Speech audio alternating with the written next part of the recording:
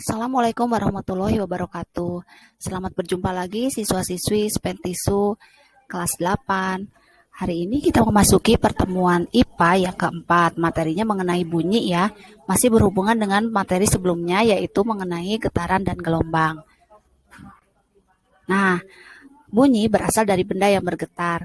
Kamu dapat melihat video pada pertemuan sebelumnya, ketika suatu penggaris digetarkan, itu terkadang-kadang menghasilkan suatu bunyi.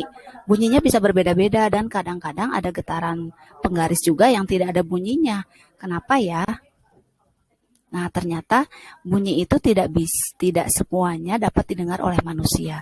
Benda yang bergetar tidak semuanya bisa didengar oleh manusia, sehingga bunyi itu sendiri berdasarkan frekuensinya dapat dibagi menjadi 3, yaitu bunyi infrasonik yang frekuensinya, yang getaran per detiknya itu di bawah 20 Hz. Kemudian bunyi audiosonik. Nah, inilah yang bisa didengar oleh manusia yang frekuensinya ada di antara 20 sampai 20 ribu Hz. Yang terakhir ada bunyi ultrasonik, yaitu bunyi yang frekuensinya lebih tinggi atau di atas 20 ribu Hz. Biasanya ultrasonik ini dipakai oleh hewan seperti kelelawar, lumba-lumba, dan anjing.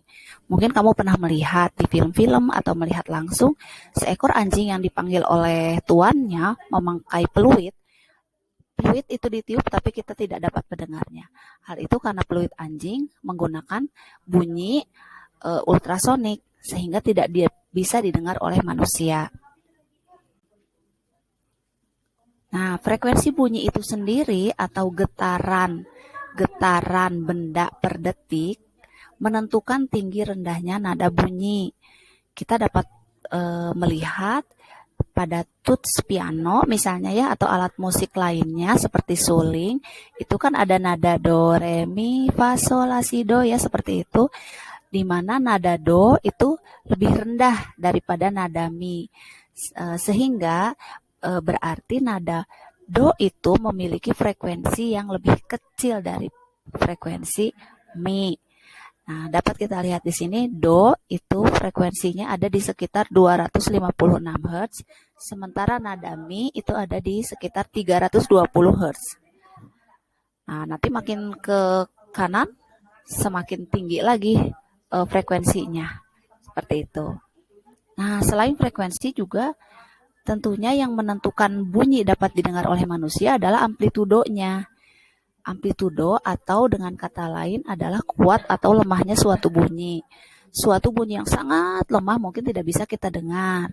Nah, kuat lemahnya bunyi ditentukan oleh amplitudo. Istilah lain dari amplitudo disebut juga kuat bunyi atau intensitas bunyi. Diukurnya dengan satuan yang disebut desibel. Semakin keras suatu bunyi, itu berarti amplitudonya, simpangan dari getaran sumber bunyinya itu semakin besar dan bunyinya juga akan semakin keras. Nah, kita lihat ya tabel berikut ini mengenai bunyi-bunyi di sekitar kita. Nah, tingkat kebisingan di sekitar kita. The decibel scale ya, kita dapat lihat misalnya breathing ya. Ketika kita bernapas itu tingkat kebisingannya sekitar 10 desibel. Di atas itu misalnya nah ini ya, misalnya rainfall, hujan, bunyi hujan yang sedang itu lebih tinggi, tingkat kebisingannya 50 desibel. Makin ke kanan itu warnanya semakin merah, ini bunyi-bunyi yang semakin keras, yang desibelnya semakin besar, dan tentunya semakin ke kanan ini semakin merusak telinga kita apabila didengarkan dalam jangka waktu yang lama. Kita lihat di sini yang paling tinggi di sini adalah 140 desibel, itu terjadi pada bunyi ledakan kembang api ya. Nah, di sini ada tulisan ambang rasa sakit ya. Jadi kalau didengarkan dalam jangka waktu yang lama atau panjang itu telinga kita akan mengalami sakit seperti itu.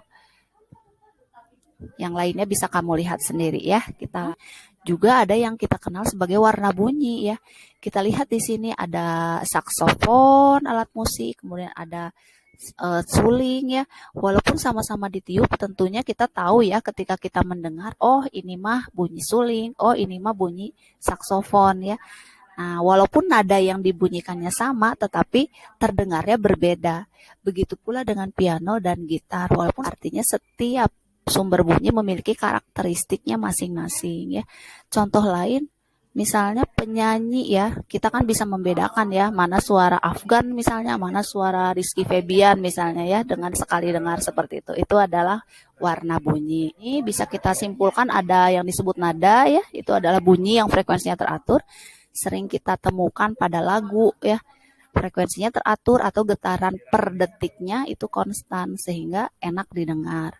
Sebaliknya ada desah, ada bunyi yang frekuensinya tidak teratur, tapi bukan berarti tidak enak didengar ya, tapi eh, tidak terlalu harmonis. Seperti misalnya ini suara apa ya, suara klakson, suara angin yang bertiup ya, seperti itu. Itu adalah desah.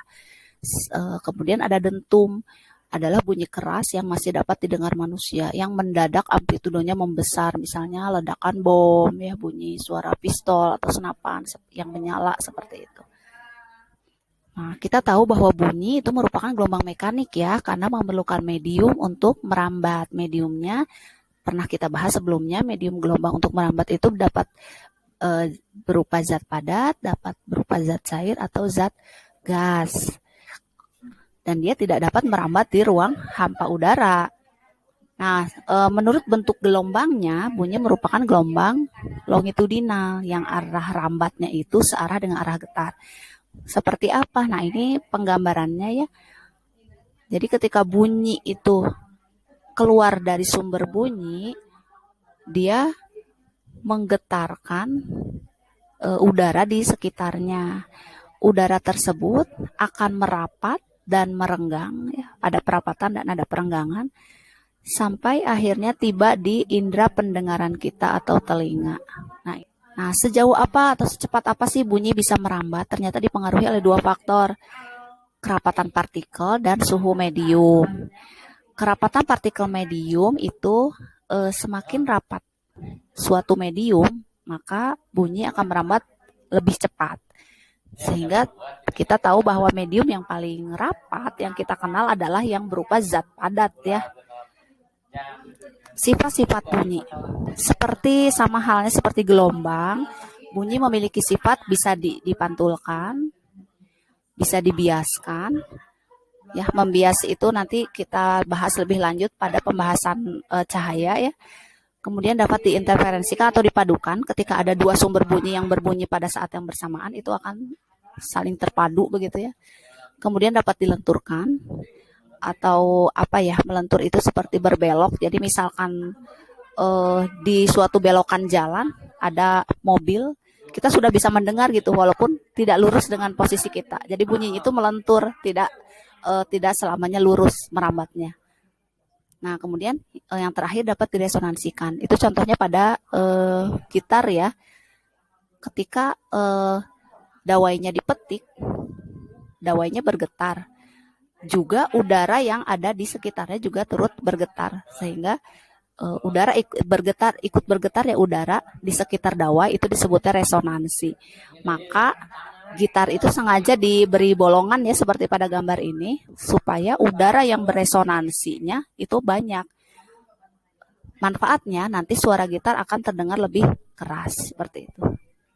Pemantulan bunyi bisa terjadi dalam dua macam ya, ada gaung, ada gema. Gaung itu bunyi pantul yang terdengar hampir bersamaan dengan bunyi asal. Sementara gema terdengar setelah bunyi asal. Nah, gaung terjadi biasanya pada tempat yang jarak bidang pantulnya itu dekat dengan kita, kurang dari 20 meter. Sementara kalau gema itu terjadinya pada tempat yang jauh, misalnya di pegunungan ya. Kita berteriak di depan suatu gunung batu, tapi yang agak jauh gitu. Maka ketika kita bilang halo, sepersekian detik kemudian ada bunyi balasannya dari sana, halo. Nah, itu adalah sebetulnya bunyi kita juga yang dipantulkan oleh si gunung tersebut. Sementara gaung itu biasanya terjadi di ruangan yang kecil, yang sempit ya, yang tidak jarak dengan bidang pemantulnya itu tidak sampai 20 meter, misalnya di ruang-ruang pertemuan, aula seperti itu. Maka pada studio musik atau ruang-ruang pertemuan yang bagus biasanya di dindingnya itu diberi semacam peredam suara supaya gaungnya tidak mengganggu suara asli dari sumber suara atau pembicara seperti itu. Nah, apa sih manfaat dari pemantulan bunyi ya? Dimanfaatkan untuk sonar. Sonar itu misalnya seperti kemarin ada kejadian kapal tenggelam ya di perairan laut. Bagaimana bisa ditemukan itu dideteksi oleh sonar gitu. Nah, cara kerjanya sebetulnya terinspirasi atau mengikuti dari ekolokasi hewan, yaitu kemampuan hewan untuk menavigasi arah getaran dengan memanfaatkan pantulan suara. Si kelelawar ini ketika terbang, dia terus mengeluarkan suara infrasonik ya, tidak terdengar oleh manusia. Nah, pantulannya dia tangkap kembali sehingga dia bisa tahu, oh di jarak sekian ada mangsa. Nah, sama seperti ikan lumba-lumba juga sama seperti itu. Nah, prinsip tersebut dimanfaatkan atau ditiru oleh manusia untuk sonar. Nah, ini adalah contoh cara mengukur kedalaman laut dengan menggunakan sonar. Ya. Jadi, gelombang dipancarkan ke dasar laut. Kemudian setelah jangka waktu tertentu, gelombang pantulannya kan nyampai tuh kembali lagi ke kapal. Nah, bisalah diukur kedalaman lautannya dengan cara kecepatan gelombang dikali waktu datangnya dibagi 2 ya. Ini adalah contohnya. Misalnya, kapal pencari harta karun memancarkan bunyi ke dasar laut. Jika cepat rambat bunyi di laut 1400 meter per sekon, dan bunyi 2 sekon kemudian terdengar bunyi pantul. Berapa kedalaman dasar laut tersebut? Nah, S atau kedalaman laut sama dengan V kali T per 2 ya. 1400 adalah cepat rambat bunyi di airnya dikali 2 dikali waktu terdengarnya bunyi pantul dibagi 2 ya. Jadi hasilnya sekian. Nah, bunyi tidak akan bisa kita pelajari tanpa kita sendiri mendengarnya ya. Ini adalah indera kita di telinga, di badan kita yang merupakan indera pendengaran yang sebetulnya sangat kecil ya, tapi sangat berfungsi bagi hidup kita. Di mana bunyi dari luar nanti akan masuk ke ini ya, ke saluran telinga luar yang suka kita bersihkan ini ya, saluran telinga luar. Kemudian bunyi nanti masuk menuju membran timpani atau kita sebut apa ya, gendang telinga gitu ya.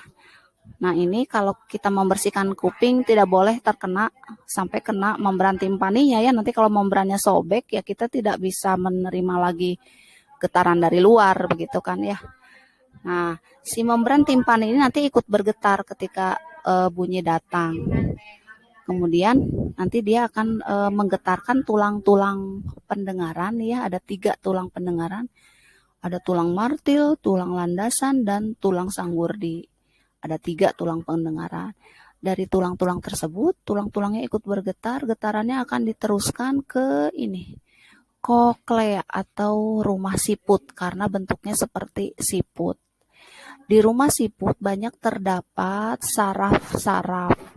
Nah, setelah sampai ke saraf inilah baru manusia bisa menerima bunyi, bisa menerjemahkan bunyi yang diterimanya.